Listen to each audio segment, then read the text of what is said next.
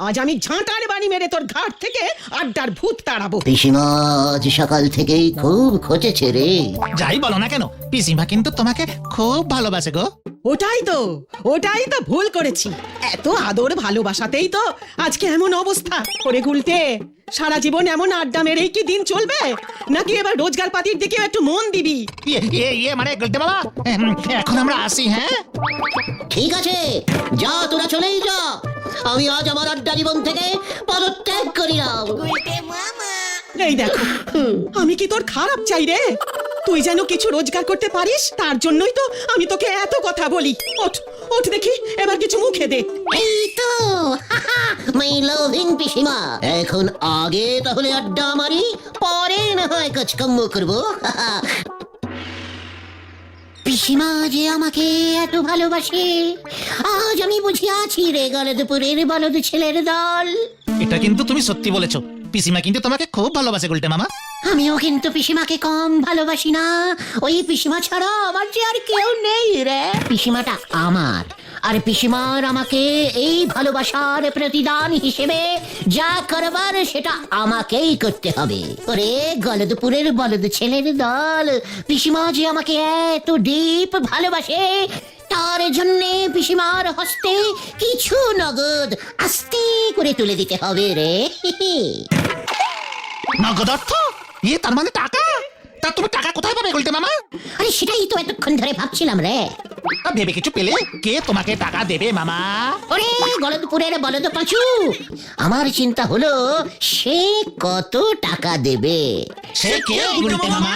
আমাদের এই গলদপুরের একমাত্র মানে একমাত্র টাকার কুমির, মানে টাকার হাঙড় মাছ, শ্রীমান গোবিন্দ গোছাইত মহাশয়। গোবিন্দ বাবু তোমাকে টাকা দেবে? যে 50 পয়সা ভিক্ষা দিয়ে ভিখারির থালা থেকে 1 টাকা তুলে নেয়, তারপর বলে ভিক্ষা দিয়ে আমি 50 পয়সা লাভ করেছি, সেই গোবিন্দকে চাই? ইয়েস, দ্যাট গোবিন্দ গোছাইত ঝোলাগুড়ের ব্যবসা করে প্রচুর টাকা করেছে। এবার ওর কিছু টাকা কমানোর দায়িত্ব আমি নেব বলে ভেবেছি।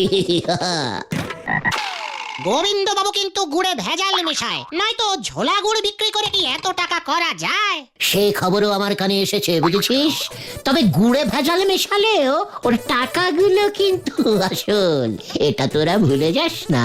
হেই, তোমার প্ল্যানটা কি গো? বলো না শুনি। প্ল্যানিং ক্রমশ প্রকাশ্যই।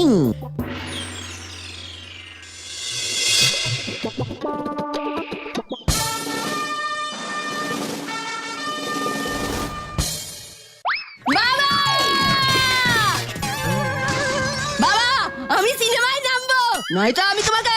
এই এই কি কাণ্ড! তুই আগে বন্দুক নামা পটু। ওটা আমার মানে তোর ঠাকুরদার বন্দুক। ওই বন্দুক দিয়ে উনি বাঘ শিকার করতেন। ঠিক আছে, তবে মনে থাকে যেন তুমি টাকা খরচ করে আমার জন্য খুব সুন্দর একটা সিনেমা বানাবে, আর ওই সিনেমার হিরোইন হব আমি। এই তোমায় আমি বলে দিলাম, নয়তো। গুলটে মামা, ঢুকে যাও। ঠিক আছে, হ্যাঁ আমি ঢুকছি।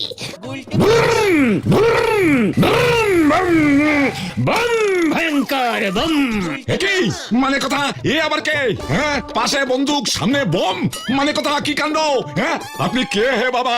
বম ভয়ঙ্কর, আমি টিকটিকানন্দ অকালদর্শী পাতাল সাধু। পাতাল হইতে উঠিয়া ডাইরেক্ট এই বাড়িতে আসিয়াছি বাচ্চা মানে কথা? এখানে আবার বাচ্চা এলো কোথা থেকে? ঘরে তো কোনো বাচ্চা নেই, মানে কথা এ তো আমার মেয়ে পটেশ্বরী। আরে তোকেই আমি বাচ্চা বলিতেছি রে। কি কাণ্ড! মানে কথা আবার তুই তোকারি করছে? চুপ কর, পাষণ্ডের বাবা, ডবল পাষণ্ড। এই টিকটিকি নন্দ, সাবধান! টিকটিকি নয়, টিকটিকা। মাই নেম ইজ শ্রীমান আমার টিকটিকানন্দ, যেই অকালদর্শী পাতাল সাধু। পাতাল হইতে উঠিয়া ডাইরেক্ট। তোমার আসল মতলবটা বলে ফেলো দেখি সাধু বাবা বাছাধন। মানে বন্দুক না, মানে দক্ষিণা না, মানে আমি যে তোর দুঃখে আর পাতালে থাকিতে পারিলাম না মা। মা? ও বাবা, ও যে আমার মা বলছে। মানে কথা তাহলে আমি ওর বাচ্চা হলাম কি করে? মানে কথা আমার সব কেমন গুলিয়ে যাচ্ছে। এই উত্তর দে, নয়তো আমার ঠাকুরদার এই বন্দুকের গুলি তোর কপাল ফুটো করে তোকে ঠুটো মানে কপাল, কি কপাল মা, এ আমি কি দেখিতেছি মা, এ আমি কি দেখিতেছি? কোথায়? তোর কপালে। আমার কপালে? ওই বল, আমার কপালে কি দেখছিস? ওই বল। তুই যে একদিন আকাশ বাতাস ফাটাইয়া নায়িকা হবি মা।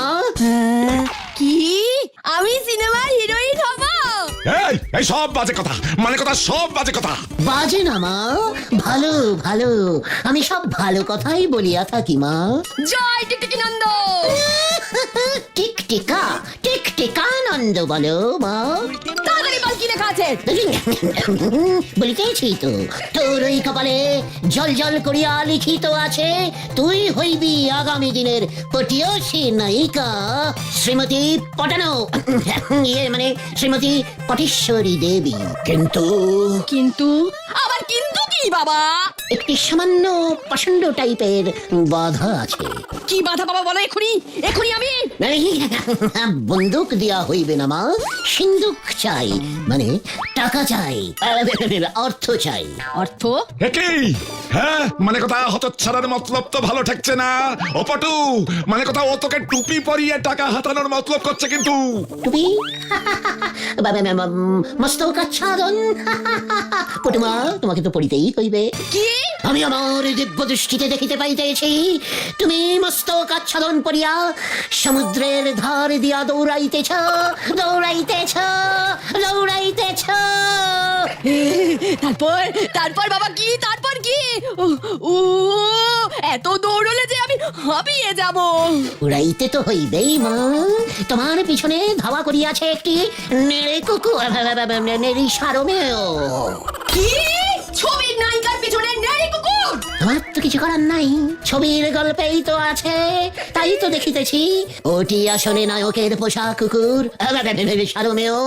নায়ককে ডাকাত দল ধরিয়া আছে, সারমেয়টি সেই খবর তোমাকে দিতে আসিয়াছে। কি ইন্টারেস্টিং! তারপর তারপর কি? ইহা তো কেবল টেলার, সমগ্র চলচ্চিত্রটি দেখিতে মানে অর্থ লাগিবে। মানে? মানে খুব সহজ, বাধা দূর করিতে হইবে। তোমার কপালে সিনেমা, মানে চলচ্চিত্র নাচিতেছে মা, শুধু ওই ঝোলা মানে তোমার এই প্রচন্ড পিতার জন্য তুমি সিনেমায় নামিতে পারিতেছ না, ঘাটেই বসে আছো। একদম ঠিক বলেছো বাবা, ওই বাবার জন্যই আমার নায়িকা হওয়া হচ্ছে না। কি যা, মানে কথা ফাঁদে পড়েছে।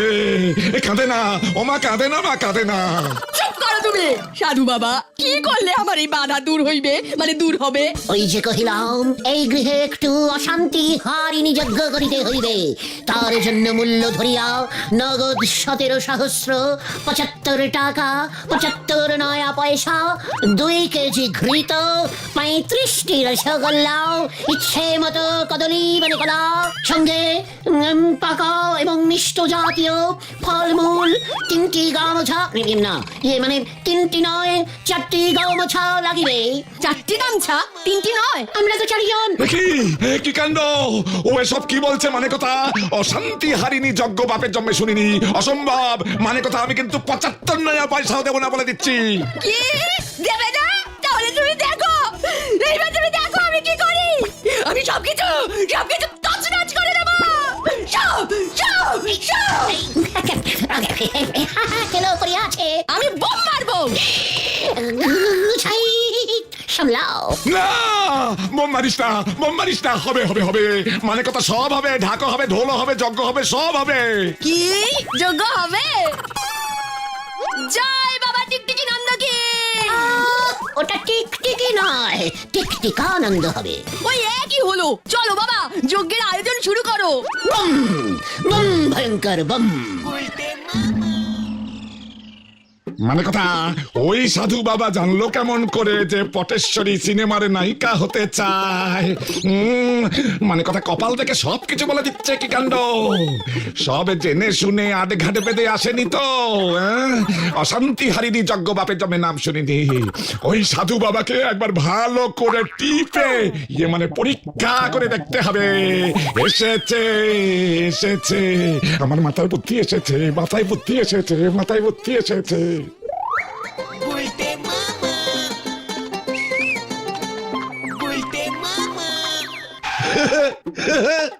এই যে বাবার টিকটিক আনন্দ। বম ভয়ঙ্কর বম। গোবিন্দ, তুই আসিয়া আছিস, জানিতাম তুই আসিবি। আবার তুই তোকারি করছে। মানে কথা ওই জানালা দিয়ে কি দেখছিলেন বাবা? দেখছিলাম, দেখিতেছিলাম কি সুন্দর জানালা, খোলা এবং মেলা। জানালাটি বুঝি আপনার? মানে কথা এখন আবার আপনি করে বলছে, কি কাণ্ড! এই সাধু বাবা জীবন, আপনি তো মানে কথা কপাল দেখে সব বলে দিতে পারেন।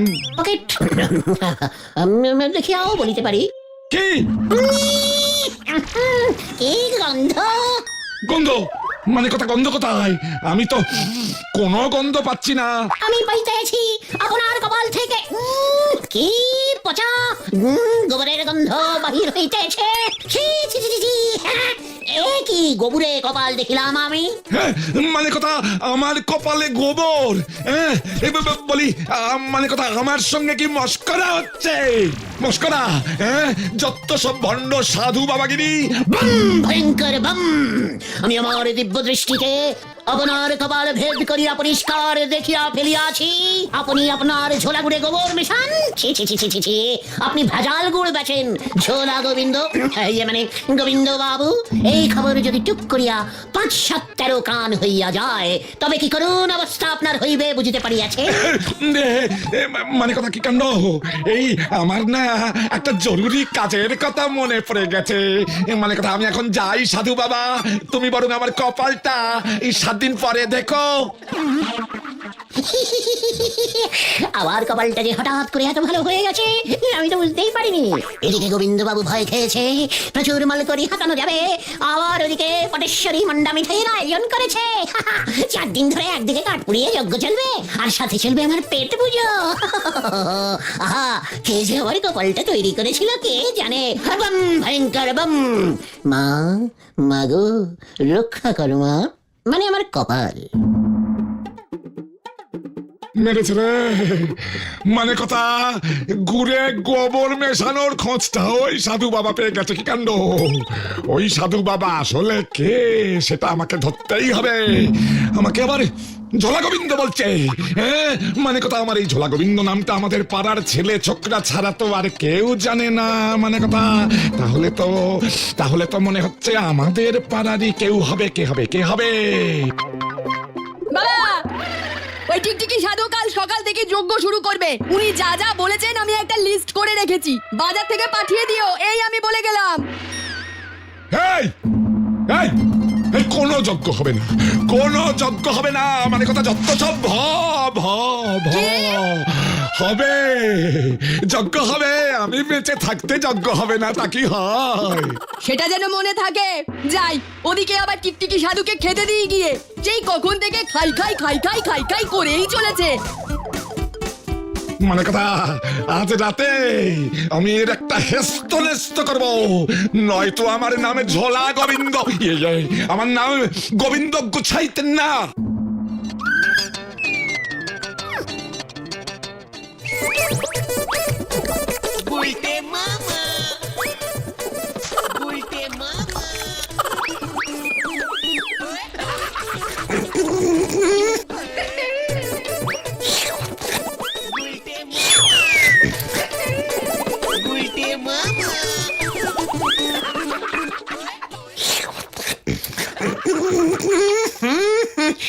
দুধে আবার আঁশ এলো কোথা থেকে?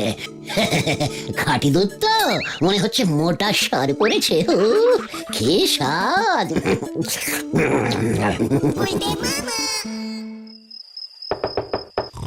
বাবা, বাবা, এত রাতে দরজায় টোকা মারছে কে এলি বৎস? বাবা আপনার জন্য ক্ষীর এনেছি, রাতে খাবার সময় দিতে ভুলে গিয়েছিলাম, দয়া করে গ্রহণ করুন বাবা। মানে আমি ক্ষীর খেতে খুব ভালোবাসি। আসিতেছি বৎস, ধীর হও ধীর, আমি অবশ্যই খাবো ক্ষীর।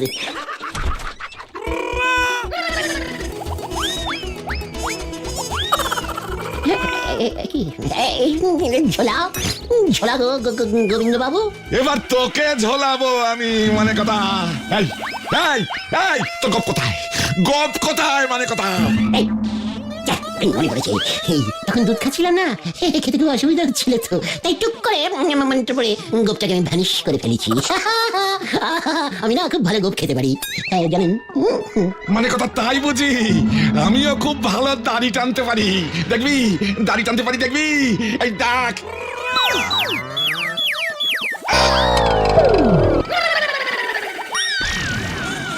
কি গুলটে